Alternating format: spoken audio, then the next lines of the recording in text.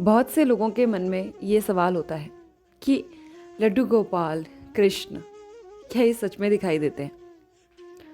तो साक्षात कोई दिख गया तो वो सहन होना काफ़ी मुश्किल है, क्योंकि भगवान तो भगवान है, उनकी छवि आम तो होगी नहीं। लेकिन साथ ही अगर आप बात करें अपीयरेंस और परसेप्शन की, तो एंट एंड एलिफेंट, हाथी और चींटी, दोनों का परसेप्शन चीज़ों को लेके, एक ही चीज़ को लेके अलग अलग हो सकता है। अगर एक चींटी को छोटा सा चीनी का दाना बहुत बड़ा दिखता है, तो वहीं हाथी को वही दाना दिखाई तक नहीं देता, इतना छोटा होता है। श्री कृष्ण की भक्ति में मशगूल रहने वाले हर तरफ उन्हीं को देखते हैं और कहते हैं कि श्री कृष्ण से जो मिल गया वो इंसान दोबारा जन्म और मरण के इस चक्कर में नहीं फंसता, क्योंकि उसकी नैया श्री कृष्ण पार लगा देते हैं। वो इस दुनिया और भक्त के बीच में ढाल बनकर खड़े होते हैं।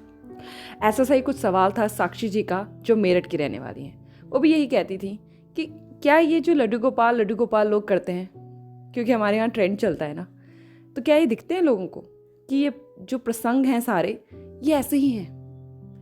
तो ऐसे ही हुआ। उनकी एक बेटी थी और बेटा होने की उन्हें काफ़ी ज़्यादा इच्छा थी, मगर बेटा हुआ नहीं। तो उनके भाई ने उन्हें राखी पर लड्डू गोपाल ला कर दिए।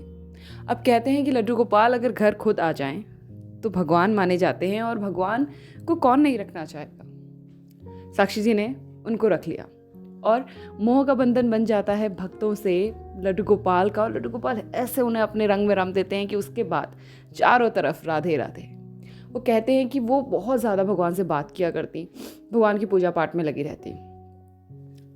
जन्माष्टमी आई, पहली जन्माष्टमी में तो सब कुछ नॉर्मल था। दूसरी जन्माष्टमी आई लड्डू गोपाल की, बहुत ज़्यादा एक्साइटेड थी, पूजा पाठ सब कुछ किया।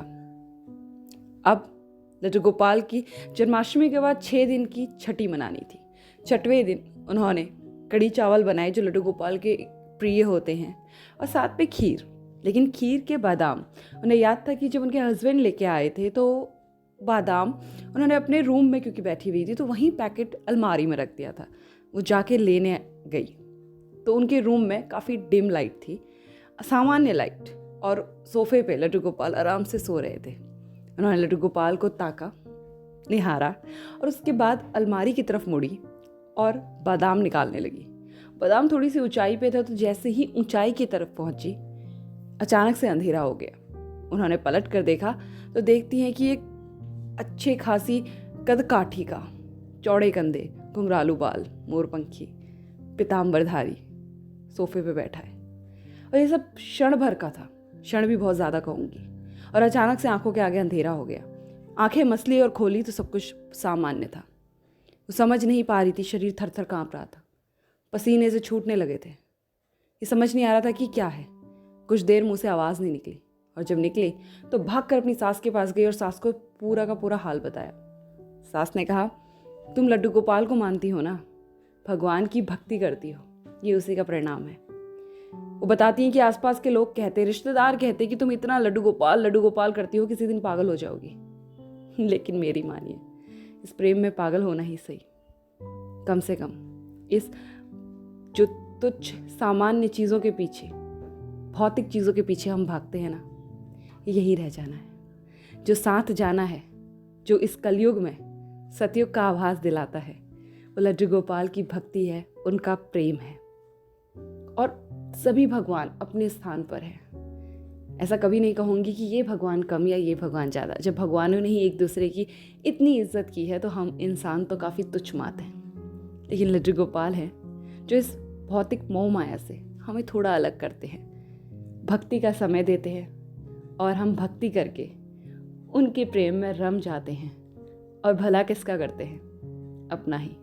क्योंकि कहते हैं कि कर्म कहीं भी हो, मुड़कर वापस ज़रूर आते हैं। अगर आपने किसी की मदद की है और दूसरा आपकी मदद करने के लिए सक्षम नहीं है, तो आपको जब मदद की ज़रूरत होगी ना, कहीं से भी मदद आपके पास पहुंचेगी।